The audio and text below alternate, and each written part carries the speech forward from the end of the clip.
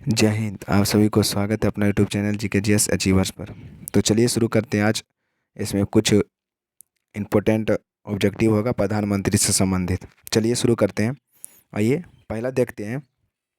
पहला कहा था, यदि भारत में प्रधानमंत्री संसद के उच्च सदन के सदस्य हो तो, इसमें बताना है यदि भारत में प्रधानमंत्री संसद के उच्च सदन के सदस्य हो तो इसमें क्या हो जाएगा। इसका आंसर पहला एक हो जाएगा। वे अविश्वास प्रस्ताव की स्थिति में अपने पक्ष में वोट नहीं दे सकते हैं। ठीक है, इसका आंसर एक नंबर हो जाएगा।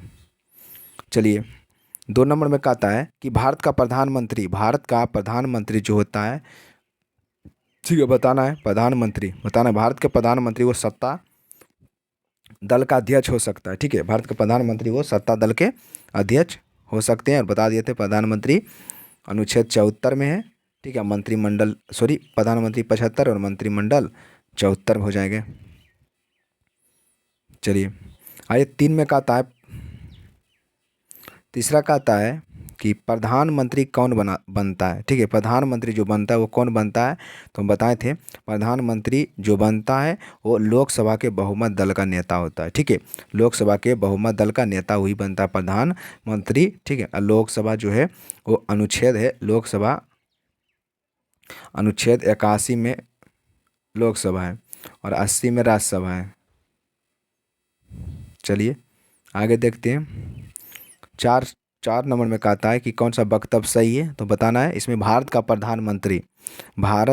प्रधानमंत्री जो होते हैं वो संसद के दोनों सदनों के सदस्य में से अपने मंत्रियों का चयन करने के लिए स्वतंत्र होते हैं। ठीक है, संसद के दोनों सदनों के सदस्यों में अपने मंत्रियों का चयन करने के लिए स्वतंत्र होते हैं भारत के प्रधानमंत्री। इसका आंसर भी एक हो जाएगा। चलिए 5 में कहता है कि भारत के प्रधानमंत्री बताए थे ये लोकसभा में बहुमत दल का नेता होते हैं। चलिए आइए 6 नंबर का आता है,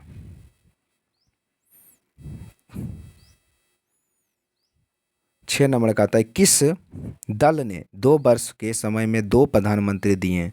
कौन सा दल था जो 2 वर्ष में 2 प्रधानमंत्री दिया, तो जनता पार्टी। ठीक है, जनता पार्टी हो जाएगा। 2 वर्ष में 2 बार प्रधानमंत्री दिया था जनता पार्टी। चलिए 7 में कहता है कि प्रधानमंत्री बनने के लिए न्यूनतम आयु कितनी होती है। प्रधानमंत्री बनने के लिए न्यूनतम आयु 25 वर्ष होता है। ठीक है, न्यूनतम आयु कितना होता है, 25 वर्ष। चलिए 8 नंबर में कहता है कि संसदीय शासन प्रणाली सर्वप्रथम किस देश में विकसित हुई। संसदीय शासन प्रणाली सर्वप्रथम जो विकसित हुआ था वो बेल्जियम में। ठीक है, संसदीय शासन प्रणाली सर्वप्रथम बेल्जियम में हुआ था। आइए 9 नंबर में कहता है भारतीय संविधान के अनुसार तथ्यात्मक संप्रभुता निवास करती है, वो किस में करती है, तो ये करती है प्रधानमंत्री में। ठीक है, भारतीय संविधान के अनुसार तथ्यात्मक संप्रभुता निवास करती है वो प्रधानमंत्री में करती है। 10 में कहता है कि लोकसभा में विश्वास मत प्राप्त करने में असफल रहने के कारण त्यागपत्र देने वाले प्रधानमंत्री। लोकसभा में अविश्वास मत प्राप्त करने में असफल रहने के कारण त्यागपत्र देने वाले प्रधानमंत्री 2 थे।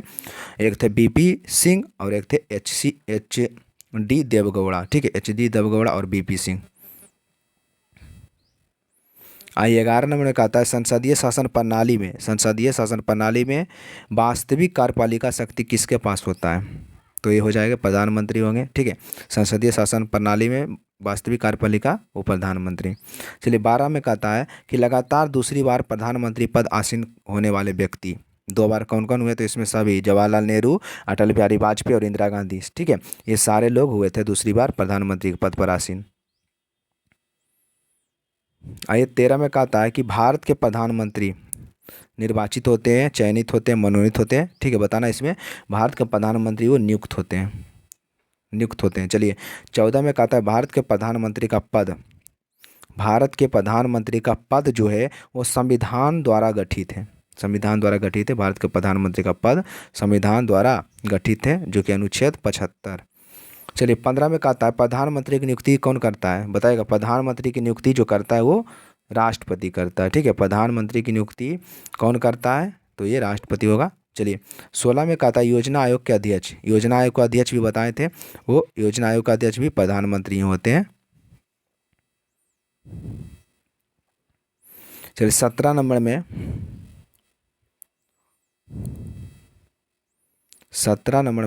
कि कहता है कि आमतौर पर भारत के प्रधानमंत्री होते हैं, आमतौर पर जो भारत के प्रधानमंत्री होते हैं वो लोकसभा का सदस्य ही होता है, लोकसभा के सदस्य होते हैं भारत के प्रधानमंत्री। 18 में कहता है निम्नलिखित में से किसने 2 बार कार्यकारी प्रधान के रूप में पद ग्रहण किया था। कार्यकारी प्रधानमंत्री के रूप में पद ग्रहण जो किया था वो कौन किया था, तो इसमें इसका आंसर हो जाएगा सी, गुलजारी लाल नंदा। ठीक है, किसने 2 बार कार्यकारी प्रधानमंत्री के रूप में पद ग्रहण किया था, तो गुलजारी लाल नंदा किया था।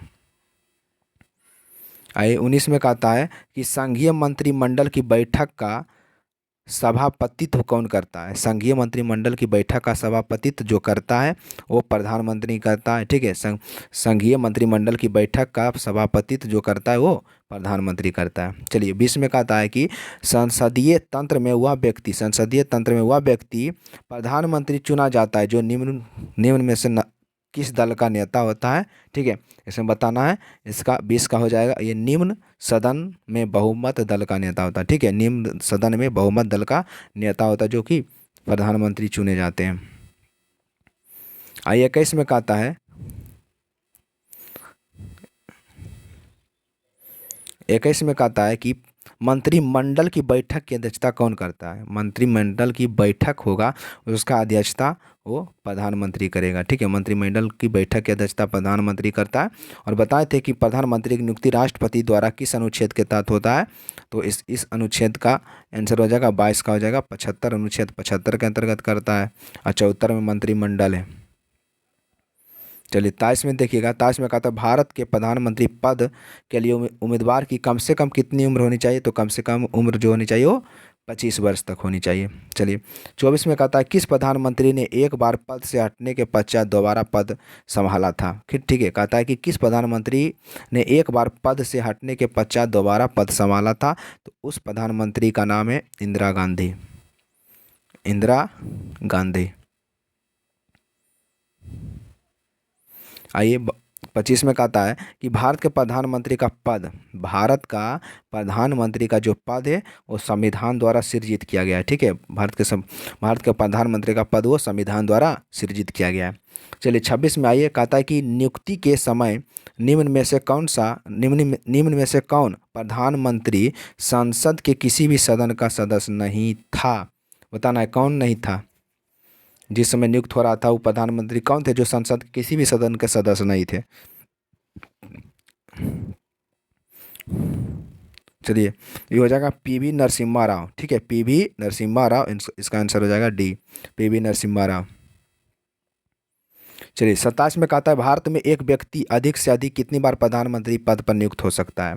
भारत में एक व्यक्ति अधिक से अधिक कितनी बार प्रधानमंत्री के पद पर नियुक्त हो सकता है, तो जितनी बार चाहे। ठीक है, कितनी बार चाहे।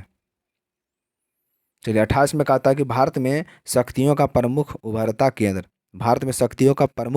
केंद्र कौन होते हैं। 28 का बताना है तो बताइएगा, ये प्रधानमंत्री हो जाते हैं। ठीक है, भारत में शक्तियों का प्रमुख उभरता केंद्र प्रधानमंत्री। आइए 29 में कहता है कि प्रधानमंत्री को उसके पद की गोपनीयता की शपथ कौन दिलाता है। प्रधानमंत्री को उसके पद की गोपनीयता का शपथ जो दिलाता है उसका आंसर हो जाएगा, ये कौन दिलाता है बताएगा, ये दिलाता है राष्ट्रपति। ठीक है, शपथ जो दिलाता है वो राष्ट्रपति दिलाता है। चलिए 30 में कहता है सामान्यतः जो प्रधानमंत्री होते हैं, इसमें बताना है प्रधानमंत्री हो जाएंगे लोकसभा के बहुमत दल का नेता।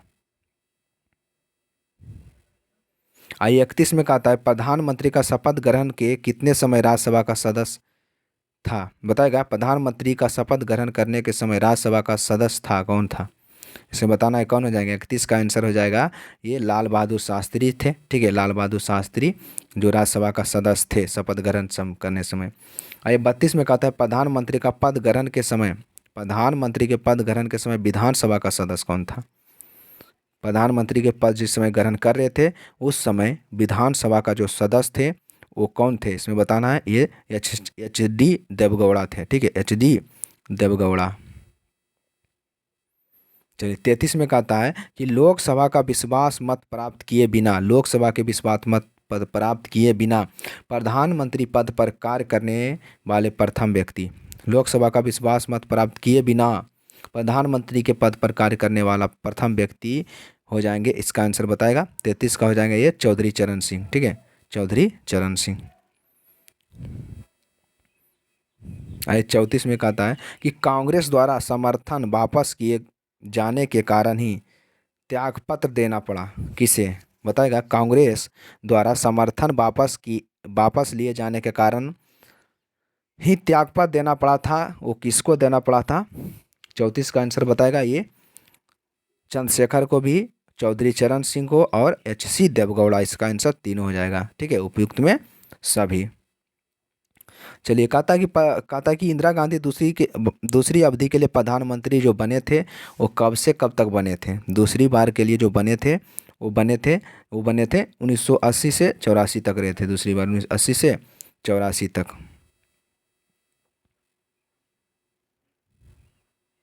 और जल्द ही ग्रुप डिस्कशन चालू होगा, क्योंकि बिहार सिविल नेटवर्क दे दिया है, बस इंटरनेट दे दिया है, जो कि 1 से 2 दिन के अंदर आपको ग्रुप डिस्कशन भी चालू हो जाएगा।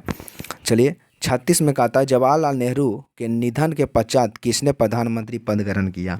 जवाहरलाल नेहरू का मृत्यु हो गया, उसके पश्चात जो ग्रहण किया था गुलजारी लाल नंदा थे। ठीक है, जब जवाहरलाल नेहरू के निधन हो गया था उसके बाद ये गुलजारी लाल नंदा बने थे। आइए 37 में कहता है कि वो 37 में कहता है वो विश्वास प्रस्ताव के कारण सर्वप्रथम किस प्रधानमंत्री को पद से त्यागपत्र देना पड़ा था? वो विश्वास प्रस्ताव के कारण ये दिए थे मोरारजी देसाई। ठीक है, मोरारजी देसाई हो जाएगा इसका आंसर।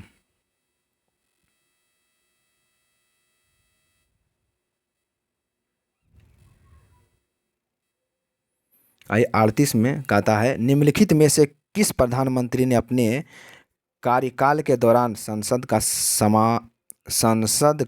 सामना नहीं किया था? बताएगा। इसमें बताएगा कौन प्रधानमंत्री थे जो अपने कार्यकाल के दौरान संसद का सामना नहीं किए थे? इसका आंसर हो जाएगा 38 का बताना है। 38 का हो जाएगा ये थे चौधरी चरण सिंह। ठीक है, चौधरी चरण सिंह। चलिए आइए 39 में देखते हैं। 39 का आता है प्रथम गैर कांग्रेसी प्रधानमंत्री। प्रथम गैर कांग्रेसी प्रधानमंत्री कौन थे? ये हो जाएंगे मोरारजी देसाई। ठीक है, प्रथम गैर कांग्रेसी प्रधानमंत्री मोरारजी देसाई थे।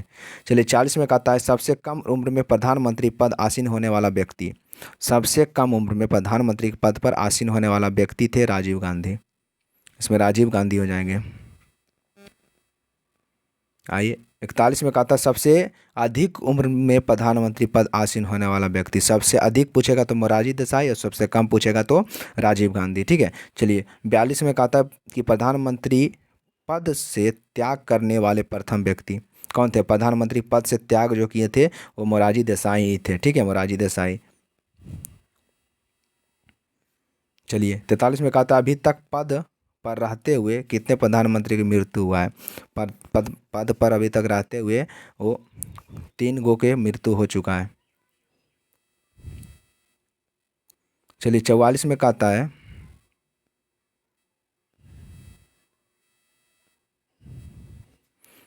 अब तक लोकसभा में प्रस्तुत अविश्वास प्रस्ताव सर्वाधिक बार किस प्रधानमंत्री के सरकार के खिलाफ रखे गए हैं? बताएगा। बस फिर वो विश्वास प्रस्ताव सबसे अधिक किसके खिलाफ रखा गया था? 44 का हो जाएगा इंदिरा गांधी के खिलाफ। सबसे ज़्यादा इंदिरा गांधी के खिलाफ रखा गया था। 45 में कहता है कि ऐसे प्रथम प्रधानमंत्री जिनके विरुद्ध लोकसभा में अविश्वास प्रस्ताव लाया गया था। लोकसभा में अविश्वास प्रस्ताव लाया गया था ये जवाहरलाल नेहरू के। ठीक है, जिस समय प्रधानमंत्री जवाहरलाल नेहरू थे। आइए 46 में कहता है लोकसभा चुनाव में पराजित होने वाले प्रथम प्रधानमंत्री। लोकसभा चुनाव में पराजित होने वाली प्रथम प्रधानमंत्री कौन थे? तो ये इंदिरा गांधी ही थे।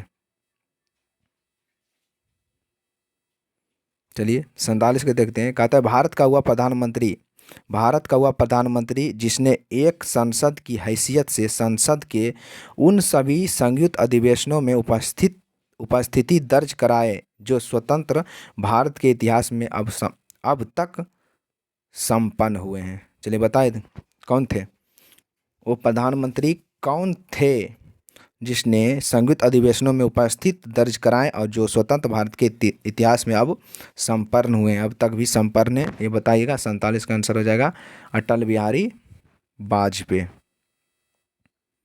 आइए 48 में कहता है कि लोकसभा में विश्वास मत प्राप्त करने के पहले ही त्यागपत्र देने वाले प्रधानमंत्री। लोकसभा में विश्वास मत प्राप्त करने से पहले त्यागपत्र जो दिए थे वो कौन थे? 48 का ये हो जाएगा, तो चौधरी चरण सिंह भी थे और अटल बिहारी वाजपेयी भी थे। इसका आंसर 1 और 2 दोनों हो जाएगा। 49 में कहता है प्रधानमंत्री पद पर सर्वाधिक समय तक आसीन रहा। प्रधानमंत्री के पद पर सर्वाधिक समय तक आसीन जो रहा था वो जवाहरलाल नेहरू। ठीक है, जवाहरलाल नेहरू सर्वाधिक समय तक रहते। चलिए आगे कहता है प्रधानमंत्री पद किसी कार्यालय के लिए सबसे कम समय के लिए कौन आसीन रहा? सबसे कम समय तक रहे थे ये अटल बिहारी वाजपेयी। ठीक है, मात्र लगता है 13 दिन रहे थे। चलिए 51 में कहता है निम्नलिखित में कौन लोकसभा का नेतृत्व करता है? लोकसभा का नेतृत्व कौन करता है? तो इसका आंसर हो जाएगा प्रधानमंत्री करता है लोकसभा का नेतृत्व। ठीक है, प्रधानमंत्री करता है लोकसभा का नेतृत्व। 52 में कहता है कि संघीय परिषद का अध्यक्ष कौन होता है? तो संघीय परिषद का भी अध्यक्ष हो जाएगा ये प्रधानमंत्री ही होगा। ठीक है, क्योंकि प्रधानमंत्री चैप्टर चल रहा है। चलिए 53 कहता है कि प्रथम पूर्णतः गैर कांग्रेसी प्रधानमंत्री कौन थे? प्रथम गैर कांग्रेसी प्रधानमंत्री जो थे उसका नाम था अटल बिहारी वाजपेयी। आइए 54 में कहता है भारत के प्रथम सिख प्रधानमंत्री कौन थे? भारत के प्रथम सिख प्रधानमंत्री मनमोहन सिंह, जो सिख धर्म के थे। ठीक है, सिख प्रधानमंत्री मनमोहन सिंह थे। आइए 55 है, लास्ट कहता है कि किस प्रधानमंत्री के द्वारा प्रस्तुत विश्वास प्रस्ताव पर अब तक की सबसे लंबी बहस लोकसभा में चली थी? वो अटल बिहारी वाजपेयी के ही काल में, अटल बिहारी वाजपेयी जब प्रधानमंत्री थे तो सबसे लंबा समय तक लोकसभा में बहस चला था। चलिए मिलते हैं नेक्स्ट वीडियो में, और बस 1-2 दिन के अंदर भी ग्रुप डिस्कशन चालू हो जाएगा। चलिए सूचना डाल दिया जाएगा।